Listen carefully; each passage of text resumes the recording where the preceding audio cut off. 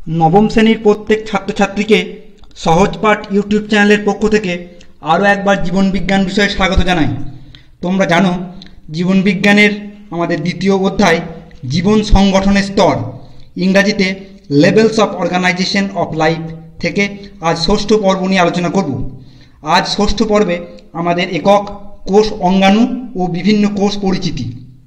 দয়া করে নিজের সাবস্ক্রাইব বাটনটি ক্লিক করে আমাদের চ্যানেলটি সাবস্ক্রাইব করুন ও নোটিফিকেশন সবার আগে পাওয়ার জন্য পাশের বেল বাটনটি ক্লিক করুন। তোমরা আগের পর্বগুলিতে লক্ষ্য করেছো আমরা বিভিন্ন কোষ অঙ্গাণু হিসাবে লাইসোজোম পর্যন্ত আলোচনা করেছি। আজ প্রথমেই আমাদের যেটা আসে সেটা হচ্ছে কোষ গহ্বর বা ভ্যাকুওল। যদি সংজ্ঞার দিকে লক্ষ্য করি তাহলে দেখব যে আদর্শ কোষের সাইটোপ্লাজমে আবরণী বেষ্টিত যে সাইটোপ্লাজম বিহীন গহ্বরের মতো অংশগুলি থাকে তাদের কোষ গহ্বর বা ভ্যাকুওল বলা হয়। এবার যদি ভ্যাকুওলের গঠন লক্ষ্য করি তাহলে দেখব যে ভ্যাকুওল দেখতে অনেকটা গহ্বরের মতো, তবে এদের নির্দিষ্ট কোনো আকার থাকে না। গহ্বরগুলি প্রোনোপ্লাস্ট নামক একটি সূক্ষ্ম আবরণ দিয়ে আবৃত থাকে এবং উদ্ভিদ কোষের গহ্বরে এক রকমের জলীয় পদার্থ থাকে যাদের কোষ রস বা সেল স্যাপ বলা হয়। এবার উদ্ভিদ কোষের পর প্রাণী কোষের ভ্যাকুওলগুলি আকারে খুব ছোট হয় বা সংখ্যায় খুব কম হয়, আবার অনেক সময় প্রাণী কোষে ভ্যাকুওল দেখাও যায় না। তবে পরিণত উদ্ভিদ কোষের ভ্যাকুওলগুলি পরস্পর মিলিত হয়ে একটি বড় ভ্যাকুওল সৃষ্টি করে। ফলে নিউক্লিয়াস সহ সাইটোপ্লাজম কোষ প্রাচীরের ভিতরের দিকে পরিধি বরাবর বিন্যস্ত থাকে। ভ্যাকুওলের এই বেষ্টনকে সাইটোপ্লাজমের এরকম বিন্যাসকেও প্রাইমর্ডিয়াল ইউট্রিকল বলা হয়।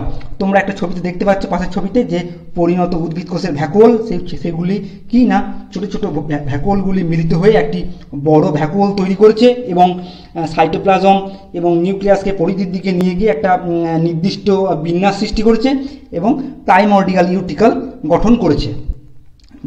এটা হলো ভ্যাকুওলের গঠন। এবার ভ্যাকুওলের কাজ যদি লক্ষ্য করি তাহলে প্রথমেই যে কাজটা আসে সেটা হচ্ছে যে ভ্যাকুওলে খাদ্য, খরিত পদার্থ ইত্যাদি জমা থাকে। দ্বিতীয় কাজ কি না অভিস্রবণ নিয়ন্ত্রণ, রেচন পদার্থ বা বর্জ্য পদার্থ সঞ্চয় ও দূরীকরণ প্রভৃতি ভ্যাকুওল সাহায্য করে। তৃতীয় কাজ কি এককোষী মূলরোমের ভ্যাকুওল অন্ত অভিস্রবণে সাহায্য করে। তাহলে এই হলো ভ্যাকুওলের গঠন এবং কাজ। এরপরে কোষ অঙ্গাণু হিসেবে আমরা যদি রাইবোজোমের দিকে লক্ষ্য করি তাহলে দেখব যে রাইবোজোমের সংজ্ঞাটা কি না অতি ক্ষুদ্র পর্দাবিহীন রাইবোপ্রোটিন নির্মিত গোলাকার বা উপবৃত্তাকার যে কোষ অঙ্গাণু প্রোটিন সংশ্লেষে সহায়তা করে তাকে রাইবোজোম বলা হয়। এবার রাইবোজোমের গঠন যদি লক্ষ্য করি তাহলে দেখব যে রাইবোজোমের আকার প্রায় উপবৃত্তাকার এবং দুপাশ থেকে ঈষৎ চ্যাপ্টা। প্রতিটি রাইবোজোমে দুটি উপ একক বা অধ একক সাব ইউনিট নিয়ে গঠিত। এই দু রকমের যে রাইবোজোম দেখা যায় সেটা হচ্ছে যে একটা হচ্ছে যে 70S প্রকৃতির এবং অপরটি হচ্ছে যে 80S প্রকৃতির। এবারে 70S রাইবোজোমের দুটি উপ একক হলো যে 50S এবং 30S, অপরদিকে 80S রাইবোজোমের উপ একক দুটি হলো 60S ও 40S। বড় উপ এককটি গোলাকার হয় এবং ছোট উপ এককটি ডিম্বাকার হয় এবং কি হয় থাকে না এমআরএনএ থাকে এর মধ্যে। এমআরএনএর উপর রাইবোজোমগুলি যখন সারিবদ্ধভাবে অবস্থান করে তখন তাদেরকে বলা হয় পলিজোম বা পলিরাইবোজোম। তাহলে এই হলো রাইবোজোমের গঠন। এবার রাইবোজোমের গঠনের পর যদি রাইবোজোমের কাজ লক্ষ্য করি তাহলে দেখব যে রাইবোজোমের প্রধান কাজ হলো প্রোটিন সংশ্লেষ করা। তাহলে প্রোটিন সংশ্লেষ করাই হচ্ছে যে রাইবোজোমের একমাত্র প্রধান কাজ। এই কারণের জন্যই রাইবোজোমকে প্রোটিন ফ্যাক্টরি বলা হয়। তোমরা এখানে ছবিতে লক্ষ্য করেছো যে 80S এবং 70S প্রকৃতির রাইবোজোম। 80S এর দুটি ইউনিট হচ্ছে 60S এবং 40S, অপরদিকে 70S এর দুটি ইউনিট 50S এবং 30S। তাহলে এবার রাইবোজোম কোষ অঙ্গাণুর পর যদি আমরা কোষ অঙ্গাণু হিসেবে সেন্ট্রিওলকে লক্ষ্য করি তাহলে প্রথমেই সংজ্ঞা যেটা আসে সেটা হচ্ছে যে প্রাণী কোষের সাইটোপ্লাজমে নিউক্লিয়াসের নিকটে সমকোণে অবস্থিত দুমুখ খোলা পিপের মতো দেখতে অনুনালিকা দিয়ে গঠিত যে কোষ অঙ্গাণু কোষ বিভাজনের সময় বেম গঠন করে সাহায্য করে তাদের সেন্ট্রিওল বলা হয়। এবার হচ্ছে যে সেন্ট্রিওলের গঠন। তাহলে আমরা সংজ্ঞার সময় বলেছি যে সেন্ট্রিওল দেখতে অনেকটা দুমুখ খোলা পিপের মতো। এবারে যদি আমরা সেন্ট্রিওলের অংশগুলিকে লক্ষ্য করি তাহলে প্রথমেই যে অংশটি আসে সেটি হচ্ছে যে মাইক্রোটিউবিউল বা অনুনালিকা। সেন্ট্রিওলের প্রাচীর 9টি ত্রয়ী অনুনালিকা নিয়ে গঠিত। এই প্রতিটি অনুনালিকা সমদূরত্বে অবস্থান করে 3টি উপনালিকা বা সাবটিউবিউল নিয়ে গঠিত। তাহলে অনুনালিকাগুলো 3টি করে সাব টিউবিউল নিয়ে গঠিত। এদের যথাক্রমে এ, বি এবং সি নামে চিহ্নিত করা হয়েছে। একেবারে ভেতরের যে অনুনালিকাটি সেটি হচ্ছে যে এ, মাঝেরটি বি এবং একেবারে বাইরেরটি হচ্ছে যে সি। তাহলে এই হলো মাইক্রোটিউবিউল বা অনুনালিকা। তারপর দ্বিতীয় অংশ হচ্ছে যে লিঙ্কার। তাহলে আমরা যখন অনুনালিকা বলছিলাম তখন যেটা বলেছি যে প্রতিটি অনুনালিকা 3টি অনুনালিকা দিয়ে গঠিত। এই লিঙ্কারের ক্ষেত্রে দেখা যাচ্ছে যে প্রতিটি ত্রয়ীর এ উপনালিকা এবং তার পাশে সি উপনালিকার সঙ্গে একটি ঘন প্রোটিন দিয়ে যুক্ত হয়, অর্থাৎ প্রোটিনের পদার্থের যোজক দিয়ে যুক্ত থাকে। এই যোজকের জন্য একে বলা হয় লিঙ্কার। তাহলে এটি হচ্ছে যে লিঙ্কার। তাহলে কি হলো না এ বি সি একটি এবং পাশের এ বি সি, তাহলে এই একটি এর সঙ্গে অপরের সি এর যে একটা যোজক গঠন হয় একে বলা হয় লিঙ্কার। তারপর তৃতীয় যে অংশটি আসে সেটি হচ্ছে যে ইন্ট্রাসেন্ট্রিওলার গঠন। যদি সেন্ট্রিওলের প্রস্তুচ্ছেদ করা হয় তাহলে দেখা যাবে যে কেন্দ্রে একটি গরুর চাকার মতন সংগঠন দেখা যাচ্ছে, একে কাট হুইল মডেল বলা হয়। এবারে তাহলে যদি আমরা একটা সেন্ট্রিওলের গঠনের ছবি লক্ষ্য করি তাহলে দেখবো যে ওই দুমুখ খোলা পিপের মতো অংশ নিয়ে এ ছবিতে সেন্ট্রিওলকে দেখা যাচ্ছে এবং বি ছবিতে কাট হুইল মডেল দেখা যাচ্ছে গরুর চাকার মতন। তোমরা লক্ষ্য করেছো যে এ বি সি 3টি উপনালিকা আছে, একদম ভিতরেরটা হচ্ছে যে এ, মধ্যখানেরটা বি এবং একদম শেষেরটা হচ্ছে যে সি। আবার লক্ষ্য করা গেছে যে পাশের যে এ বি সি উপনালিকা আছে তার সঙ্গে এ এবং সি এর একটা যোজক দিয়ে যুক্ত আছে, ওইটি হচ্ছে যে লিঙ্কার বা যোজক। এবার যদি সেন্ট্রিওলের কাজ লক্ষ্য করি তাহলে দেখব যে প্রাণী কোষ বিভাজনকালে বেমতন্তু গঠন করা হচ্ছে সেন্ট্রিওলের কাজ। এবং দ্বিতীয় হচ্ছে যে কাজ হচ্ছে যে কি কোষ বিভাজনের শেষের দিকে ক্রোমোজোমের প্রান্তীয় গমনে সাহায্য করাও সেন্ট্রিওলের কাজ। তৃতীয় কাজ হচ্ছে যে সিলিয়া ও ফ্লাজেলা যুক্ত কোষে সিলিয়া ও ফ্লাজেলার সৃষ্টি করে। এবং চতুর্থ তথা সর্বশেষ কাজ হচ্ছে সেন্ট্রিওলের শুক্রাণুর পুচ্ছ গঠন করা। তাহলে এইগুলি গেল সেন্ট্রিওলের বিভিন্ন কাজ। এবার সেন্ট্রিওলের পর যদি আমরা মাইক্রোটিউবিউলের দিকে লক্ষ্য করি তাহলে দেখব যে সংজ্ঞাটা কি না আদর্শ কোষের সাইটোপ্লাজমে অবস্থিত টিউবিউলিন প্রোটিন দিয়ে গঠিত অতি ক্ষুদ্র ফাঁপা নলাকার যে বিশেষ অঙ্গাণু কোষের চলনটাকে নিয়ন্ত্রণ করে তাকে বলা হয় মাইক্রোটিউবিউল। এবার যদি মাইক্রোটিউবিউলের গঠন লক্ষ্য করি তাহলে দেখব যে মাইক্রোটিউবিউলগুলি দেখতে অনেকটা লম্বা শাখাহীন ফাঁপা নলার মতো অংশ। লম্বা এরা সাধারণত কয়েক মাইক্রোমিটার পর্যন্ত হয়। নলের প্রাচীরে 13টি প্রোটোটিউবিউলিন সর্পিল আকারে বিন্যস্ত থাকে। আবার প্রতিটি প্রোটোটিউবিউলিন 45 অ্যাংস্ট্রম ব্যাসযুক্ত গোলাকার প্রোটিন টিউবিউলিন দিয়ে গঠিত। তাহলে এই গেল মাইক্রোটিউবিউলের গঠন। এবার যদি মাইক্রোটিউবিউলের গঠনের পর যদি মাইক্রোটিউবিউলের কাজ লক্ষ্য করি তাহলে দেখব যে কয়েকটি বিশেষ কাজ এই মাইক্রোটিউবিউল সম্পন্ন করে, যেটা আমরা সংজ্ঞা পড়তে গিয়ে কিছু লক্ষ্য করেছি। তাহলে প্রথম কাজ কি না এরা কোষের চলনে সাহায্য করে, বিশেষ করে সিলিয়া ফ্লাজেলার আন্দোলনে সাহায্য করে, এটা হচ্ছে প্রথম কাজ। দ্বিতীয় কাজ কি এরা কোষ বিভাজনের সময় বেম গঠন করে এবং ক্রোমোজোমগুলিকে বিপরীত মেরুর দিকে অগ্রসর হতে সাহায্য করে। এবং তৃতীয় কাজ হচ্ছে যে পারমিওজেনেসিসের সময় শুক্রাণু গঠনে বিশেষ ভূমিকা পালন করে মাইক্রোটিউবিউল। আমরা স্লাইডের পাশে ছবিতে মাইক্রোটিউবিউলের গঠন লক্ষ্য করছি, সেখানে লক্ষ্য করছি দুটি সেন্ট্রিওল পাশাপাশি অবস্থিত। তারপর মাইক্রোটিউবিউলের স্পিন্ডল মাইক্রোটিউবিউলগুলি আমরা কীভাবে বিন্যস্ত আছে সেটা লক্ষ্য করতে পারছি। তাহলে মাইক্রোটিউবিউলের পর আমরা চলে যাব যে প্রোক্যারিওটিক এবং ইউক্যারিওটিক কোষে।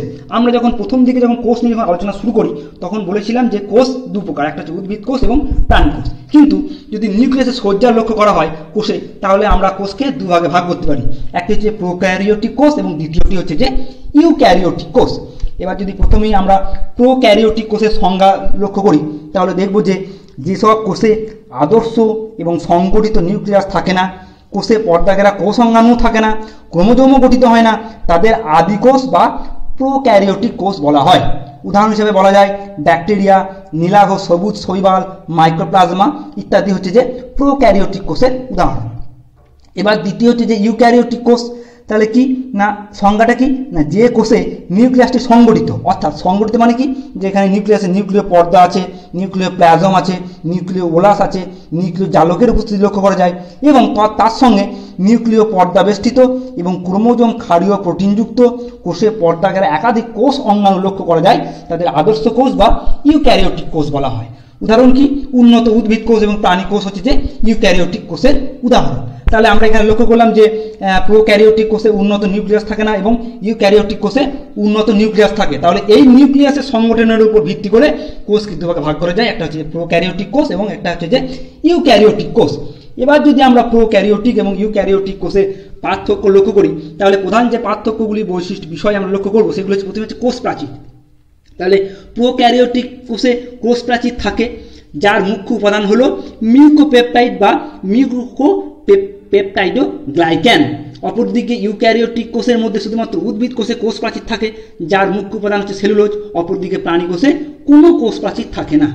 দ্বিতীয় বিষয় হচ্ছে নিউক্লিয়াস। আমরা আগেই দেখেছি যে প্রোক্যারিওটিক উন্নত মানের নিউক্লিয়াস এবং ইউক্যারিওটিক কোষে উন্নত মানের নিউক্লিয়াস থাকে। তাহলে কি দেখা যাচ্ছে যে আদি নিউক্লিয়াস বা নিউক্লিয় পর্দা, নিউক্লিয় ওলাস এবং নিউক্লিয় জালকবিহীন নিউক্লিয়াস দেখা যায় প্রোক্যারিওটিক কোষে। এটি কেবলমাত্র ডিএনএ দিয়ে গঠিত। এই রকম নিউক্লিয়াসকে নিউক্লিওয়েড বলা হয়।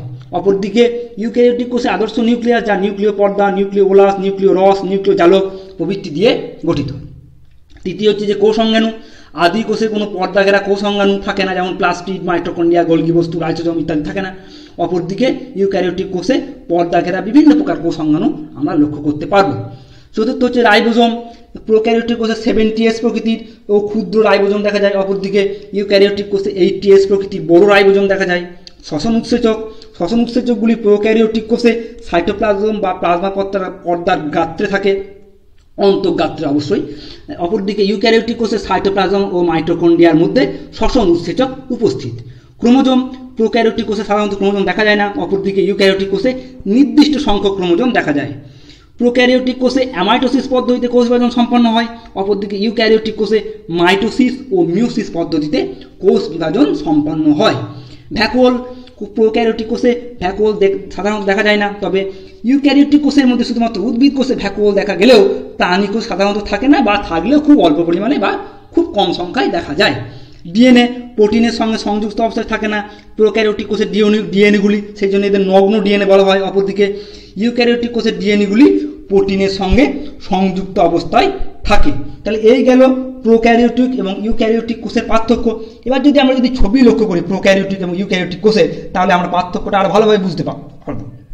তাহলে প্রথমেই তোমরা লক্ষ্য করতে পারছো যে প্রোক্যারিওটিক কোষের নিউক্লিয়াস যেটা সংগঠিত নয়। অপরদিকে তোমরা লক্ষ্য করো ইউক্যারিওটিক কোষে নিউক্লিয়াসে সংগঠিত নিউক্লিওলাস, তারপর নিউক্লিয় জালিকা ইত্যাদি সমস্ত বর্তমান রয়েছে। তারপর পার্থক্য বলার সময় বলেছিলাম যে ইউক্যারিওটিক কোষে ভ্যাকুওল থাকে, অপরদিকে এখানে কোনো ভ্যাকুওল থাকে না প্রোক্যারিওটিক কোষে। তারপরে বিভিন্ন প্রকার কোষ অঙ্গাণুকে আমরা লক্ষ্য করতে পারছি ইউক্যারিওটিক কোষে। অপরদিকে প্রোক্যারিওটিক কোষে কোনো রকম কোষ অঙ্গাণুকে লক্ষ্য করা যাচ্ছে না, শুধুমাত্র কি রাইবোজোমকে লক্ষ্য করা যাচ্ছে। তাছাড়া কোষ প্রাচীর আছে, কোষ প্রাচীর বা কোষ পর্দা এই ইউক্যারিওটিক কোষেও বর্তমান। তাহলে এই গেল প্রোক্যারিওটিক এবং ইউক্যারিওটিক কোষের চিত্রসহ পার্থক্য। বেশ, এবার যদি প্রোক্যারিওটিক এবং ইউক্যারিওটিক কোষের পর যদি আমরা সেই প্রথমে বলা উদ্ভিদ কোষ এবং প্রাণী কোষের দিকে ফিরে যাই, তাহলে প্রথমেই দেখে নেব উদ্ভিদ কোষের বৈশিষ্ট্য সমূহ। কি বৈশিষ্ট্য? না, উদ্ভিদ কোষে সজীব কোষ পর্দার বাইরে জড়, পুরু, স্থিতিস্থাপক, সেলুলোজ নির্মিত কোষ প্রাচীর উপস্থিত। অপরদিকে দ্বিতীয় বৈশিষ্ট্য হচ্ছে যে উদ্ভিদ কোষের সাইটোপ্লাজমে দ্বি-একক পর্দা বেষ্টিত প্লাস্টিড থাকে। তৃতীয় বৈশিষ্ট্য কি উদ্ভিদ কোষের? না, উদ্ভিদ কোষে সেন্ট্রিওল ও লাইসোজোম সাধারণত থাকে না। এবারে প্রাণী কোষের বৈশিষ্ট্য যদি লক্ষ্য করি, তাহলে আমরা দেখব যে প্রথম বৈশিষ্ট্যটা হচ্ছে যে প্রাণী কোষের প্রোটোপ্লাজমকে বেষ্টন করে সজীব কোষ পর্দা উপস্থিত। দ্বিতীয় হচ্ছে যে প্রাণী কোষের নিউক্লিয়াসের নিকটে একজোড়া সেন্ট্রিওল উপস্থিত। তৃতীয় প্রাণী কোষের বৈশিষ্ট্য হচ্ছে যে প্রাণী কোষের সাইটোপ্লাজমে একক পর্দাবেষ্টিত লাইসোজোম উপস্থিত। আর চতুর্থ বৈশিষ্ট্য হচ্ছে যে সাধারণত প্রাণী কোষে প্লাস্টিড দেখা যায় না, বা কয়েক প্রকার অনুন্নত প্রাণী কোষ ছাড়া সাধারণত প্রাণী কোষে প্লাস্টিড লক্ষ্য করা যায় না। এবার যদি উদ্ভিদ কোষ ও প্রাণী কোষের পার্থক্য লক্ষ্য করি, তাহলে দেখব যে উদ্ভিদ কোষের কোষ প্রাচীর থাকে, অপরদিকে প্রাণী কোষে কোনোরূপ কোষ প্রাচীর থাকে না। পিনোসাইটোসিস গহ্বর উদ্ভিদ কোষে বর্তমান, কিন্তু প্রাণী কোষে পিনোসাইটোসিস গহ্বর গঠিত হয় না। ক্লোরোপ্লাস্ট থাকে উদ্ভিদ কোষে, কিন্তু প্রাণী কোষে কোনোরূপ ক্লোরোপ্লাস্ট থাকে না। ব্যতিক্রম যে বললাম যে অনুন্নত শ্রেণীর প্রাণী যেমন ইউগ্লিনা, ক্যালসিয়ামিয়া ইত্যাদিতে প্লাস্টিড থাকে। সেন্ট্রোজোম অনুপস্থিত উদ্ভিদ কোষে, অপরদিকে প্রাণী কোষে সেন্ট্রোজোম উপস্থিত। উদ্ভিদ কোষে লাইসোজোম থাকে না, অপরদিকে প্রাণী কোষে লাইসোজোম বর্তমান। উদ্ভিদ কোষে ভ্যাকুওল অনেক বড় হয় এবং সংখ্যায় অনেক থাকে, অপরদিকে প্রাণী কোষে ভ্যাকুওলের সংখ্যা কম এবং ক্ষুদ্র বা অনেক ক্ষেত্রে থাকে না। এবার যদি আমরা উদ্ভিদ কোষ ও প্রাণী কোষের ছবিটা দেখি, তাহলে ছবি লক্ষ্য করলে আরও পার্থক্যটা ভালোভাবে বুঝতে পারবো। তোমরা বাঁ দিকে উদ্ভিদ কোষ এবং ডান দিকে প্রাণী কোষকে লক্ষ্য করতে পারছো। বাঁ দিকে উদ্ভিদ কোষে একটা দেখতে পাচ্ছ একটা দৃঢ় পুরু কোষ প্রাচীর রয়েছে, অপরদিকে প্রাণী কোষে কোনো রূপ কোষ প্রাচীর দেখা যাচ্ছে না। তোমরা দেখতে পাচ্ছ বাম দিকে উদ্ভিদ কোষে একটা বড় ভ্যাকুওল রয়েছে, অপরদিকে এখানে কোনো রকম ভ্যাকুওল দেখা যাচ্ছে না, বা থাকলেও খুব ছোট। বেশ, পিনোসাইটোসিস গহ্বর বা পিনোসাইটিক গহ্বর তোমরা লক্ষ্য করতে পারছো প্রাণী কোষে, অপরদিকে উদ্ভিদ কোষে কোনো রূপ পিনোসাইটিক গহ্বর লক্ষ্য করা যাচ্ছে না। ক্লোরোপ্লাস্টের উপস্থিতি উদ্ভিদ কোষে লক্ষ্য করা যাচ্ছে, কিন্তু প্রাণী কোষে কোনো রূপ ক্লোরোপ্লাস্টের উপস্থিতি লক্ষ্য করা যাচ্ছে না। তাহলে এই গেল উদ্ভিদ কোষ ও প্রাণী কোষের চিত্রসহ পার্থক্য। চিত্রেই আমরা লক্ষ্য করছি বিভিন্ন পার্থক্য সমূহ। তাহলে স্টুডেন্ট আজ এই পর্যন্তই। তাহলে এই কোষ বা কোষ সম্পর্কিত বিভিন্ন জিনিসপত্র নিয়ে আজকে আলোচনা আমাদের এখানেই শেষ হলো। আমরা পরের দিন আবার একটা কোনো নতুন অধ্যায়, জীবন সংগঠনের স্তর থেকে একটা নতুন কোনো অধ্যায় নিয়ে আলোচনা করব। ততক্ষণের জন্য তোমাদের ধন্যবাদ। আর তোমরা যারা এখনও সহজ পাঠ ইউটিউব চ্যানেলটিকে সাবস্ক্রাইব করোনি, তারা বলছি প্লিজ প্লিজ প্লিজ আমাদের সহজ পাঠ ইউটিউব চ্যানেলটিকে সাবস্ক্রাইব করো, এবং আমাদের একটি ফেসবুক পেজ আছে, সেই পেজটিকে তোমরা লাইক করো। তাছাড়াও আমাদের বিভিন্ন ভিডিওগুলিকে তোমরা লাইক এবং শেয়ার করো। তোমরা যত বেশি সংখ্যক লাইক এবং শেয়ার করবে, তত বেশি সংখ্যায় আমাদের ভিডিওগুলি বেশি সংখ্যক মানুষজনের কাছে পৌঁছে যাবে। ঠিক আছে স্টুডেন্ট, তাহলে আজ এই পর্যন্তই। ধন্যবাদ। তোমাদের সঙ্গে আবার পরের দিন নতুন একটা অধ্যায় নিয়ে দেখা হচ্ছে।